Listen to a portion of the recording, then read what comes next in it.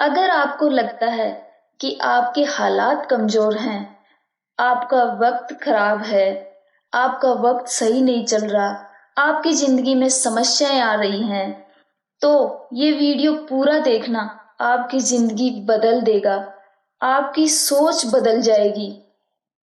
आज मैं बात करने जा रही हूँ अपने नए भारत की पहली आदिवासी महिला राष्ट्रपति माननीय श्रीमती द्रौपदी मुर्मू जी की। सबसे पहले उनको ढेर सारी शुभकामनाएं। जिनके 2 बेटे और 1 बेटी थी, लेकिन दोनों बेटे जवानी में ही दुनिया छोड़कर चले गए। कुछ ही दिनों बाद पति की भी मौत हो गई, जो अंदर से टूट चुकी थी, लेकिन आत्मविश्वास नहीं टूटने दिया।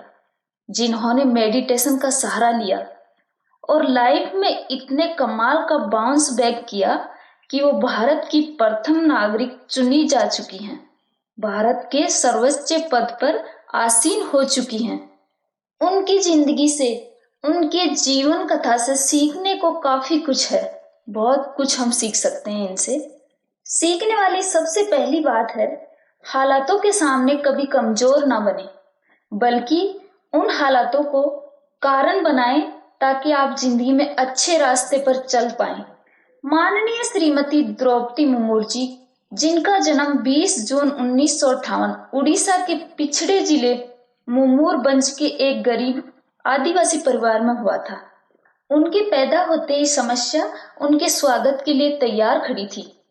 परिवार गरीबी में जी रहा था, बहुत ही कम संसाधनों के बीच जिंदगी बिता रहा था।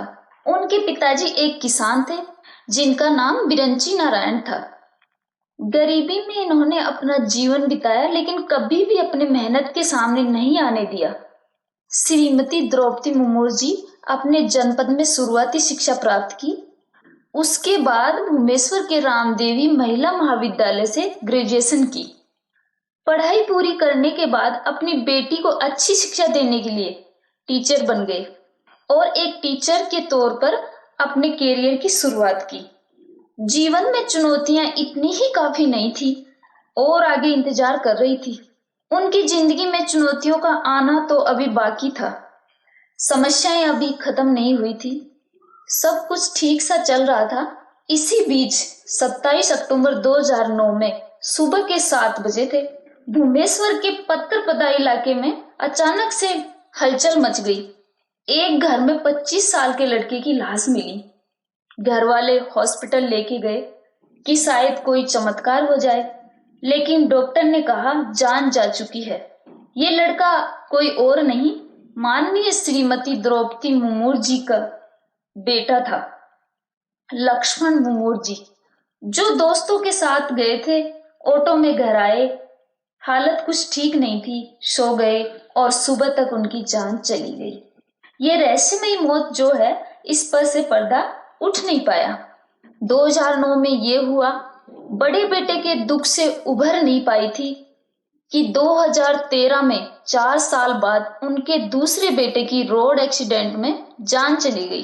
अपने दोनों जवान बेटों की मौत से श्रीमती द्रौपदी मुर्मू जी उभर भी नहीं पाए थे कि उनके पति की भी जान चली गई, वो भी उनको छोड़कर चले गए। माननीय श्रीमती द्रौपदी जी के पति श्रीमान श्यामचरण मुर्मू जी भी 2014 में ये दुनिया छोड़कर चले गए। कहा जाता है कि उनको दिल का दौरा पड़ा था, अस्पताल ले जाया गया, लेकिन तब तक उनकी जान जा चुकी थी। श्यामचरण जी बैंक में जॉब करते थे। अब सिर्फ श्रीमती द्रौपदी मुर्मू जी के एक बेटी हैं, इतेशी मुर्मू, वो भी बैंक में नौकरी करती हैं। अब श्रीमती द्रौपदी मुर्मू जी, जो अंदर से बिल्कुल टूट चुकी थी, जिनकी जिंदगी में सब कुछ इतना जल्दी जल्दी हो गया, एक हड़कंप सा मच गया, भूचाल आ गया, लेकिन फिर भी इन्होंने अपने आत्मविश्वास को डगमगाने नहीं दिया। उन्होंने मेडिटेशन, आध्यात्मिकता का सहारा लिया। वो राजस्थान के माउंट आबू में ब्रह्म कुमारी संस्थान में जाने लगे। कई कई दिनों तक ध्यान करने लगे, मेडिटेशन करने लगे, तनाव कम करने के लिए कोशिश करने लगे। उन्होंने राजयोग भी सीखा, संस्थान के अलग अलग कार्यक्रमों में हिस्सा लेने लगे और अपने आप को ताकतवर बनाने लगे। कहने का मतलब यह है कि हालात चाहे कितने भी विपरीत हो, आपको पहाड़ की तरह बनना है, उनसे ऊपर उठना है।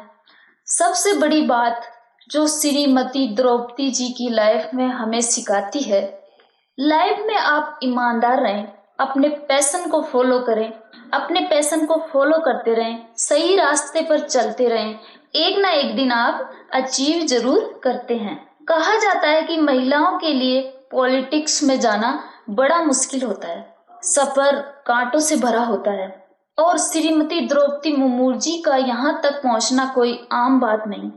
दुनिया आज उनके बारे में बात कर रही है क्योंकि उन्होंने तमाम संघर्षों का सामना किया है। शुरुआती दौर में उन्होंने अपने पॉलिटिकल कैरियर की शुरुआत बीजेपी के साथ की थी।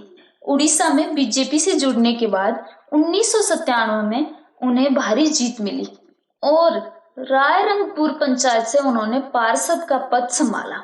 इसके बाद उनकी पार्टी ने उनके पैशन को देखते हुए उन्हें अनुसूचित जनजाति मोर्चा का वाइस प्रेसिडेंट बना दिया। 2000 से 2000 में बीजेपी व बीजेडी की जो गठबंधन की सरकार थी उसमें वो मंत्री बनी और 2002 से 2004 तक फिर वो उड़ीसा की मिनिस्टर चुनी गई। बीजेपी व बीजेडी की जो गठबंधन की सरकार थी उसमें वो मंत्री बने और 2002 से 2004 तक फिर वो उड़ीसा की मिनिस्टर चुनी गए। बाद में जो कुछ हुआ वो आपको मालूम है।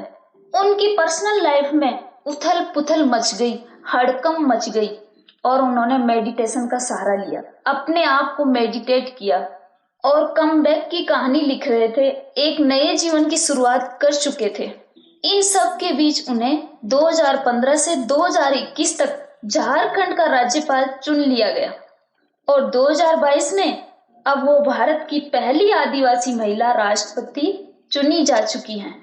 उनका जीवन हमें बताता है कि हमें हालातों से कभी नहीं घबराना, समस्याओं से कभी नहीं डरना, सही रास्ते पर चलते रहना, अपने काम में ईमानदारी रखना, एक ना एक दिन आपको मंजिल जरूर मिलेगी। जय हिंद। आज के लिए बस इतना ही, मिलते हैं किसी नए टॉपिक के साथ, तब तक के लिए बाय बाय।